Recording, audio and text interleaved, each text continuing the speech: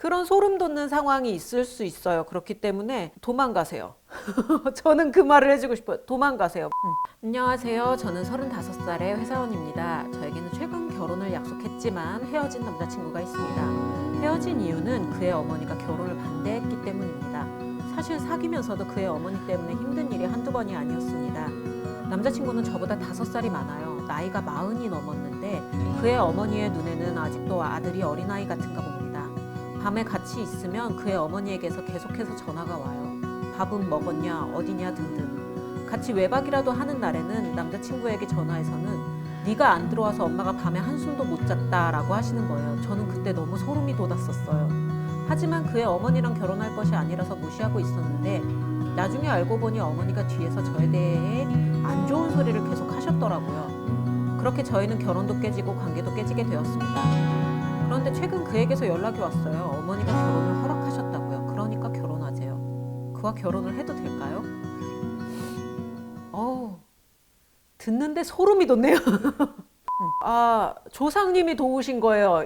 도망가세요. 저의 결론은 이거예요. 도망가세요. 그와 결혼은 안 될 것 같아요. 왜냐하면 그의 기질로 봤을 때 그는 평생 엄마한테 끌려다닐 거예요. 스스로 독립할 수 있는 기질이 있고 엄마한테 의존적이었다가 결혼이나 뭐 이런 이벤트를 거치고 나서 독립하는 기질이 있고 그렇게 하지 못하는 기질이 있는데 이 남자분의 기질은 독립 못해요. 가족들한테 좀 끌려다닐 기질이에요. 제가 결혼하신 분들한테 이런 말을 많이 들었거든요. 둘이 사는데 왠지 셋이 사는 것 같은 느낌이 든다. PD님도 지금 엄마야 막 이랬잖아요. 그런 소름 돋는 상황이 있을 수 있어요. 그렇기 때문에 도망가세요.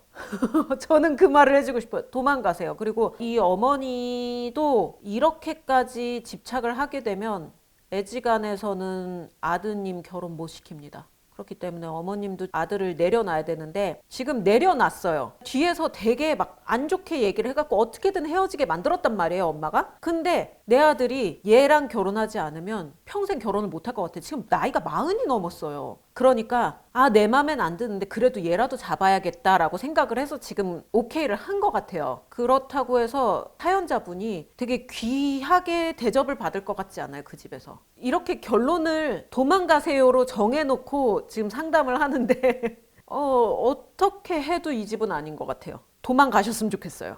네, 그와 결혼은 안 됩니다.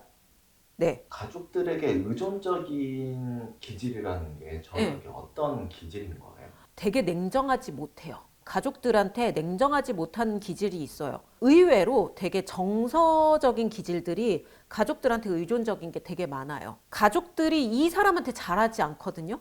결코 잘하지 않아요. 근데 어떤 느낌이냐면 공감이 너무 잘 되다 보니 그 가족의 심정을 헤아리는 거예요. 그래서 싫지만 불편하지만 참는 거예요. 나만 참으면 되지 않나 라는 생각이 있어요. 그래서 이런 경우에는 본인도 힘들지만 같이 하는 가족들, 배우자 너무 힘들어요. 진짜 너무 힘들어요.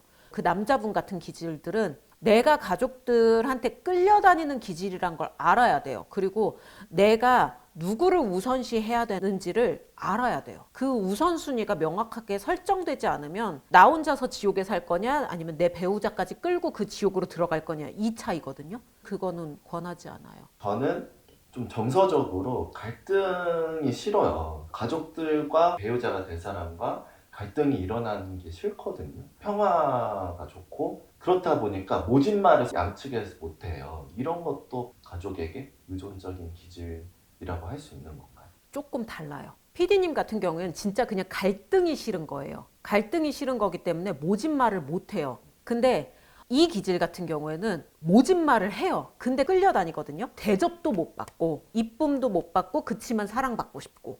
근데 결국은 가족을 위한 희생은 본인이 다 해요. 저는 이 기질들은 홀로 서는 연습을 해야 된다고 하거든요. 가족한테 의존하지 말고 배우자나 여자친구한테 의존하지 말고 혼자 자립하는 게 인생 과제라고 생각을 해요. 이 기질들은. 가족에게 독립하지 못하고 의존적인 기질이 장점이 될 수는 없는 건가요?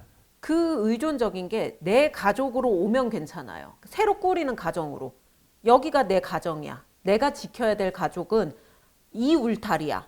라는 걸로 오면 괜찮아요. 그러면 엄마를 끊어낼 수는 있어요. 그리고 어느 정도 중간에서 중재를 할 수 있을 거예요.